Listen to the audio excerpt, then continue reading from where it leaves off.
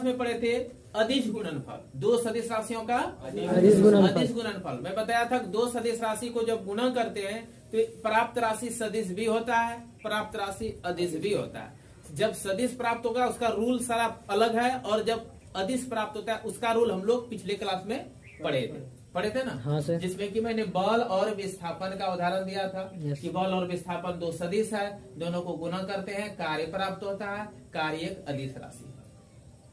और ये दो सदिश राशि का जब गुणनफल अदिश हो तब इसको कैसे प्राप्त करते हैं? अदिश गुणनफल से। दो सदिश का अदिश गुणनफल क्या है? तो दोनों सदिश राशियों का मापांक, जैसे में मैं इसे बताया था कि एक वेक्टर ए इधर है, वेक्टर बी का इधर डायरेक्शन है, ठीक ना, दोनों के बीच का कोण थीटा है। तो मैं बताया था कि दो सदिश राशियों का अदिश गुणनफल किसे कहते हैं? तो दोनों सदिश राशियों का मापांक, दोनों सदिश राशियों का मापांक और दोनों सदिश राशि के बीच के कोण के कोजिया के गुणनफल को क्या कहते हैं? अदिश गुणनफल। इसी को क्या कहते हैं? अदिश गुणनफल। इसी को ए डॉट बी कहते हैं ना, वेक्टर ए डॉट बी। ये ना होता है तो वेक्टर ए डॉट बी का मान ऐसे निकला था, ए बी कॉस थीटा। तो ये कैसे निकला? ए और बी का दोनों का मॉड ले लिए, मापांक ले लिया, दोनों के बीच के कोण का कोजिया ले लिया। इसी को कहते हैं ए बी कॉस थीटा, इसी को ए डॉट बी कहते हैं। तो दो सदिश राशियों का अदिश गुणनफल क्या पढ़े थे? दोनों सदिश राशियों का मापांक, दोनों के बीच के कोण के कोजिया के गुणनफल को ही अदिश गुणनफल कहते हैं। और इसी का ज्यामितीय अर्थ पढ़े थे कि ज्यामिति में इसका अर्थ क्या है? हम इसको दो ढंग से लिख सकते हैं। कितने ढंग से लिख सकते हैं? दो ढंग से लिख सकते हैं। एक क्या है कि इसको इस ढंग से लिख सकते हैं। एक ढंग इधर मैं लिख रहा हूं, एक ढंग इधर ए और बी कॉस थीटा को गुना कर देते हैं, या तो ऐसे कर सकते हैं। दूसरा ढंग इधर कि बी ए कॉस थीटा। इसका अर्थ क्या हुआ कि वेक्टर ए पहला सदिश राशि और दूसरे सदिश राशि का पहले सदिश राशि की दिशा में क्षैतिज घटक, नहीं बी कॉस थीटा का क्या? कॉस थीटा क्षैतिज घटक, साइन थीटा ऊर्ध्वाधर घटक। कि पहला सदिश राशि और पहले सदिश राशि की दिशा में दूसरे सदिश राशि का क्षैतिज घटक के गुणनफल को दो सदिश राशियों का अदिश गुणनफल कहते हैं। यह दूसरा सदिश राशि और पहले सदिश राशि का दूसरे सदिश राशि की दिशा में क्षैतिज घटक। इसका इधर क्षैतिज घटक होगा, इधर ऊर्ध्वाधर हो जाएगा, क्योंकि कौन बना लिया। बात समझे? Yes sir. तो ये इसका अर्थ था। और आज हम लोग पढ़ेंगे कि ये अदिश गुणनफल का अनुप्रयोग क्या है, मतलब इसका हम फायदा कहाँ ले सकते हैं। दो सदिश राशियों का जो अदिश गुणनफल है इसका हम लोग बेनिफिट कहाँ ले सकते हैं, क्या फायदा है। इससे फायदा है, दो तीन तरह का फायदा है, हर फायदा में दिखा रहा हूँ। जैसे कि सदिश लंबवत घटक में अगर वियोजित रहे, जैसे मैं समझा रहा हूँ, पहले समझिए, बाद में लिखाऊंगा सारी बात। वेक्टर ए बराबर दिया रहे ए एक्स आई कैप, ए वाई ए जेड, मतलब क्या हुआ? कोई वेक्टर है जो त्रिविमीय स्पेस में है, जिसको घटक के रूप में दिया हुआ है। उपयोग पढ़ने जा रहे हैं। अदिश गुणनफल का क्या फायदा है, क्या उससे हमको बेनिफिट होगा। बी वेक्टर दिया है इस तरह,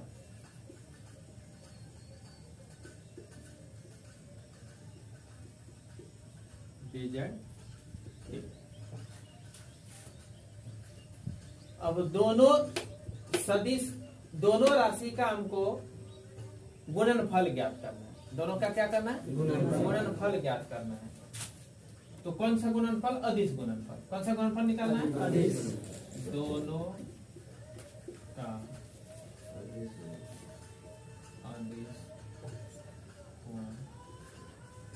क्या होगा पता नहीं, देखो दोनों का अदिश गुणनफल निकाले जाए, अर्थात ए डॉट बी, मैंने घटक के रूप में रहेगा तब ए डॉट बी क्या होगा, बात समझिएगा।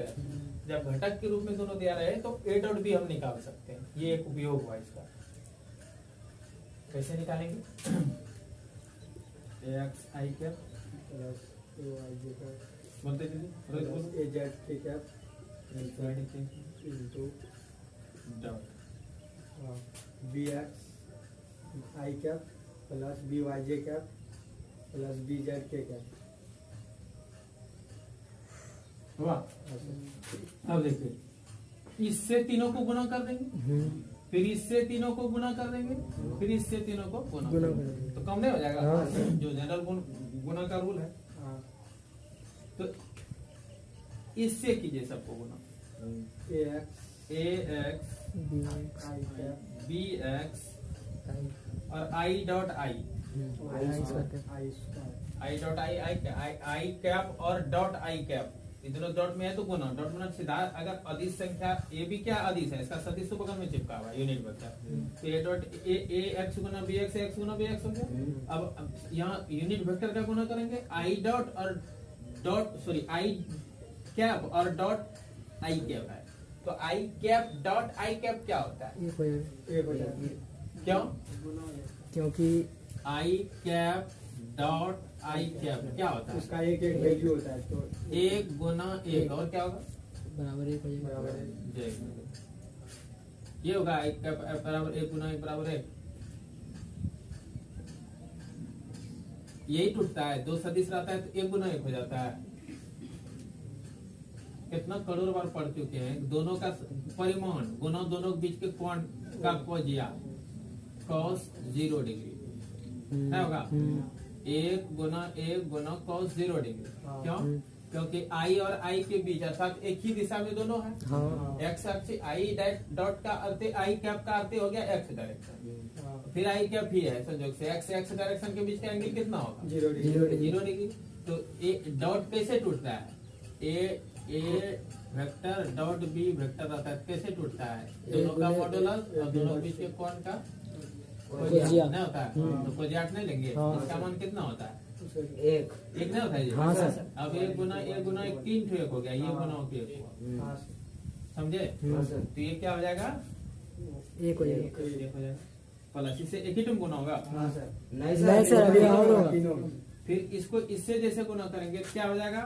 ए एक्स बी वाई गुना I cap dot J cap I dot J I cap dot J cap क्या होगा? ये cos cos 90 डिग्री अर्थात जीरो। ये जीरो का सूत्र जीरो डिग्री है।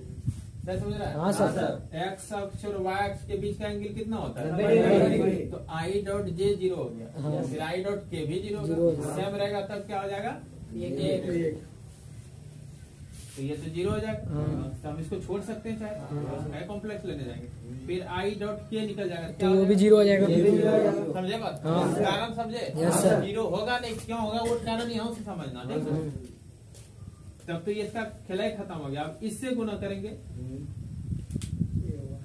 इससे गुना कर दो, फिर इसको इसको इसको नहीं करेंगे। हाँ। इससे पहला को करो ए वाई बी एक्स फिर जे डॉट आई जीरो हो जीरो हो जीरो जाएगा। हो जाएगा। इसका कहानी खत्म हो जाएगा। हाँ। फिर इसको इससे करते हैं जाएगा। ए वाई बी वाई एक हो जाएगा। जे मिलके एक हो जाएगा, धरा जाएगा ना। हाँ।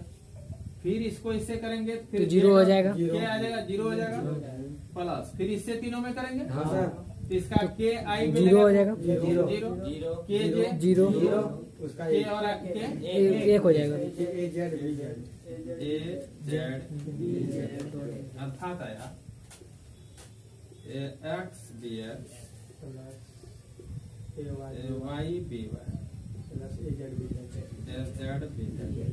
इससे निष्कर्ष ये निकला कि लंबवत समकोणिक घटक के रूप में अगर वेक्टर ए और वेक्टर बी दिया रहे, लंबवत समकोणिक घटक के रूप में अगर वियोजित किया हुआ दो वेक्टर है और दोनों वेक्टर का अगर डॉट प्रोडक्ट हमको निकालना है, तब क्या करेंगे कि x घटक का x घटक के साथ गुना हो जाएगा, y का y के साथ हो जाएगा, z का z के साथ हो जाएगा और आराम से गुना हो जाएगा। हम क्यों दूसरा करने जाएंगे? ये तो इसका सूत्र बताता है। ये तो वहां भी देखेंगे, तब नहीं देखेंगे आई डॉट आई है तो ये तो एक हो गया, लेकिन आई डॉट जे जैसे आएगा तो 0 नहीं बन जाएगा। आई डॉट के होगा 0 नहीं बन जाएगा, तो बाकी सब एक दूसरे से 0 बनता चला जाएगा। तो वहां पे डायरेक्ट भी गुना कर सकते हैं, लेकिन अनुप्रयोग में यही आता है। किस प्रकार हम दो वेक्टर का समकोणिक घटक के रूप में रहने के बाद उसका हम अदिश गुणनफल निकाल सकते हैं। ये अनुप्रयोग नहीं हुआ एक तो? Yes sir. एक फायदा हो गया। दूसरा फायदा क्या है, समझ में आ गया? हाँ सर। हाँ कि दो सर। सदिश राशि का अदिश गुणनफल का उपयोग क्या है कि दो सदिश राशियों को अगर समकोणिक अवयव के रूप में वियोजित रूप में दिया हुआ रहे, समकोणिक अवयव में वियोजित रूप में दिया हुआ रहे, घटक के रूप में दिया हुआ रहे, तो दोनों सदिश राशियों का हम अदिश गुणनफल इस फॉर्मूला से ज्ञात कर सकते हैं ना। और क्या ज्ञात कर सकते हैं, तो देखिए एक सदिश राशि अगर घटक रूप में दिया रहे, चाहे वो ए हो चाहे वो बी हो, किस रूप में दिया हुआ रहे, घटक के रूप में दिया हुआ रहे, तो हम उसका परिमाण ज्ञात कर सकते हैं। कैसे? ए का वेक्टर ये कर लीजिए, क्या कहते हैं, सेल्फ प्रोडक्ट ज्ञात कीजिए। Vector a dot vector A ज्ञात कर लीजिए, डॉट वेक्टर ए। इधर क्या हो जाएगा, A x I cap I cap plus A Y J cap बोलते चलिए, प्लस ए जेड के कैप, डॉट डॉट बी इसके बाद फिर B A x I cap plus A Y J cap plus A Z के cap. हुआ। अब इसका डॉट प्रोडक्ट ज्ञात करेंगे। आई डॉट आई क्या हो जाएगा, 1 ए एक्स स्क्वायर हो जाएगा, बाकी आई जे आई जीरो। सब जीरो हो जीरो, जाएगा। सर। इस प्रकार क्या हो जाएगा, Y square plus A Z square. Z पर स्क्वायर होगा। हाँ। और इधर क्या होगा, ए डॉट ए स्क्वायर। ना जाएगा। हाँ, सर। ए गुना cos 0 डिग्री, हाँ। अर्थात cos 0 डिग्री 1 हो जाएगा, ए गुना ए स्क्वायर हो जाएगा, अर्थात ए स्क्वायर ही हो गया।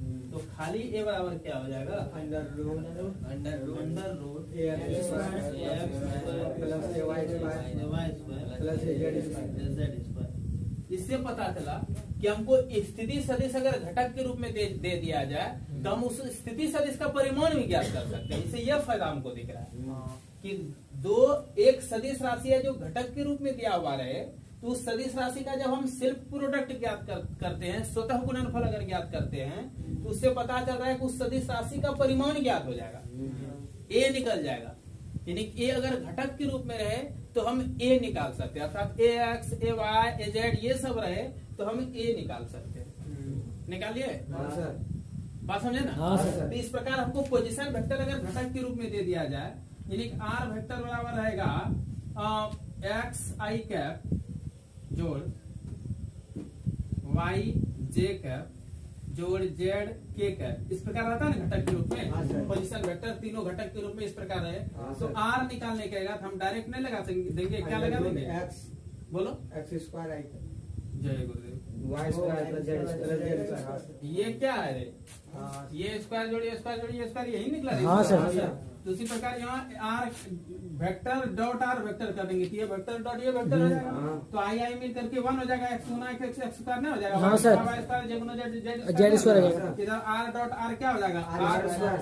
Are square r cos 0 degree हो जाएगा, अर्थात आर स्क्वायर हो जाएगा। तो खाली स्क्वायर लेंगे तो रूट में नहीं बदल हाँ, जाएगा। सर। तो पोजीशन वेक्टर का मान हम निकाल सकते हैं कब, जब वो घटक के रूप में दिया हुआ रहे। पोजीशन वेक्टर अगर घटक के रूप में दिया हुआ रहे तो उसका हम परिमाण निकाल यही फायदा हुआ, इसका अनुप्रयोग हुआ हमारे पास। ये सब अनुप्रयोग, इसी अनुप्रयोग से निकले। ठीक है, यस सर। इसका हम विशेष रूप कर सकते हैं, विशेष रूप। समझ में आया, सबको समझ रहे हैं। अब क्या है कि ये घटक के रूप में दिया हुआ रहेगा अगर, और हमको दोनों सदिश के बीच का कोण निकालने कहेगा, तब कैसे निकालेंगे वो भी निकलेगा। पहले यहाँ तक आप समझ गए कि किसको मिटाना चाह रहा हूं, आप स्क्रीनशॉट लेना। देखो अब क्या है कि आपको दो सदिश राशि का समकोणिक घटक दे दिया, कहेगा दोनों सदिश राशि के बीच का कोण ज्ञात करें, तब कैसे निकालेंगे। तो देखते हैं कैसे निकालेंगे। हम vector a dot vector b बराबर फॉर्मूला क्या जानते हैं, ए बी कॉस थीटा जानते हैं। तो खाली कॉस थीटा फ्री कर दीजिए, कॉस थीटा बराबर तो क्या हो जाएगा, vector a dot vector b by a b होगा, भेज दीजिएगा। अभी हम देखिए वेक्टर ए घटक के रूप में दिया रहे थे, ए हम निकाल सकते हैं। कैसे निकाल सकते हैं?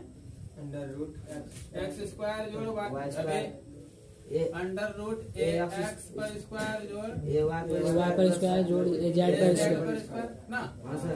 बी वेक्टर दिया रहे तो इसका हम स्वतः गुणनफल अगर निकालते हैं, सेल्फ प्रोडक्ट हाँ। अगर डॉट प्रोडक्ट निकालते हैं, बी डॉट भी निकाल लेंगे तो तो रूट हमें बी प्राप्त हो जाएगा। कैसे प्राप्त होगा? Root under B X square plus B Y square plus B Z square.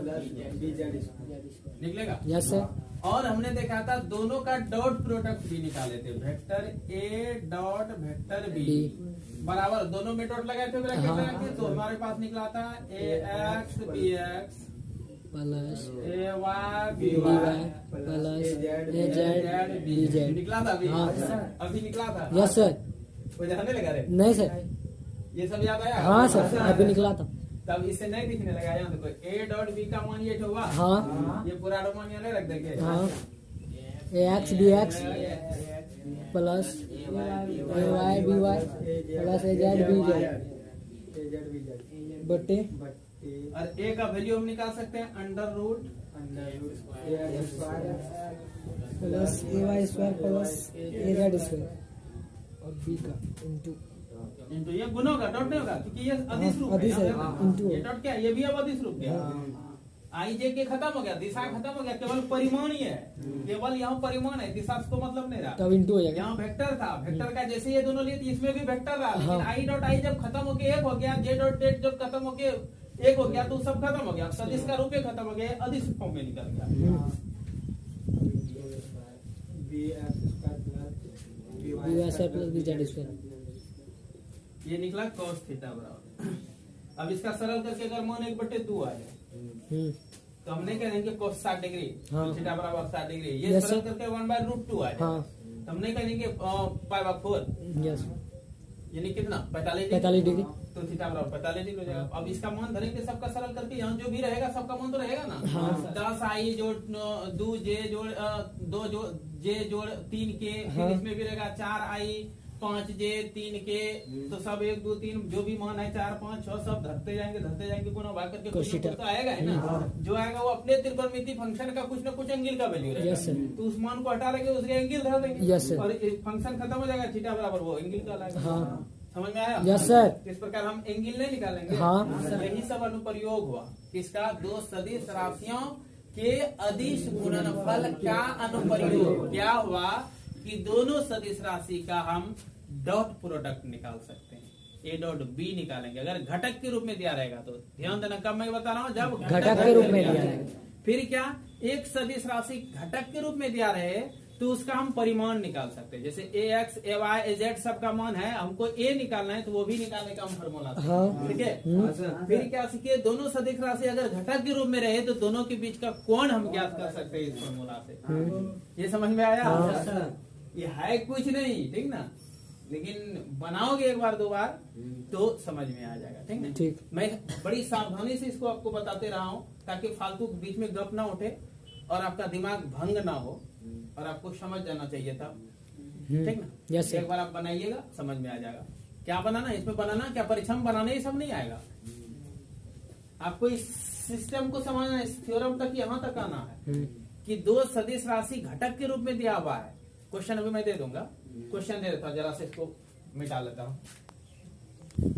देखिए मैं आपको करना क्या, वो मैं क्वेश्चन के रूप में यहाँ दे दिया। क्या दिया कि दो सदिश राशियां ए कंपोनेंट के रूप में दिया हुआ है तथा बी कंपोनेंट के रूप में दिया हुआ है हो, तो दोनों सदिश राशियों का नंबर एक अदिश गुणनफल ज्ञात करें, अर्थात ए डॉट बी ज्ञात कर देना है। Yes sir.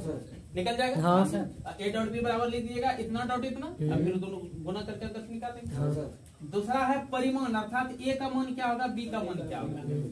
तो ए कैसे निकालेंगे आप, ए डॉट ए से निकाल दीजिएगा। ए डॉट ए बराबर हो जाएगा ए डॉट ए, और ए डॉट ए इधर हो जाएगा ए स्क्वायर कॉस थीटा, माने ए गुना कॉस थीटा नहीं होगा। तो ए के बीच का कोण कितना, 0 डिग्री, अर्थात ए स्क्वायर बराबर हो जाएगा इधर इतना इतना इतना पर स्क्वायर का योग, तो खाली ये बराबर अंडर रूट चढ़ जाएगा। फिर बी का मान निकालना है तो बी डॉट बी निकाल देना है, और उधर इतना डॉट इतना हो जाएगा ना, होगा ये डॉट ये हो जाएगा, और बी डॉट बी का मान हो जाएगा बी गुना कॉस 0 डिग्री, और उधर जो मान होगा वो इतना डॉट इतना को सरल करके देखेगा तो आ जाएगा बी एक्स स्क्वायर जोड़ बी वाई स्क्वायर जोड़ बी जेड स्क्वायर। बात समझ रहे हैं? Yes sir. और खाली बी बराबर फिर अंडर रूट करेंगे और फिर दोनों सदिश राशियों के बीच का कोण ज्ञात करना है। तो ए डॉट बी बराबर आप लिखिएगा ए बी कोस थीटा बराबर ए डॉट बी बटे ए बी। और उसमें ए डॉट बी का मान आप निकाले हैं, ए डॉट बी का मान निकालेंगे, ए का मान भी निकालें, बी का मान निकालें, सबको रख दीजिएगा, cos थीटा बराबर निकल जाएगा। देखिए कि इस प्रकार सबका मान रख करके हम एंगल निकाल सकते हैं। Yes sir. नीचे लाइन लिख देना, समझ में आया? Yes sir. तो ये होमवर्क बना के लेते यस सर। सुबह बना के लेते हैं ना। ठीक। धन्यवाद।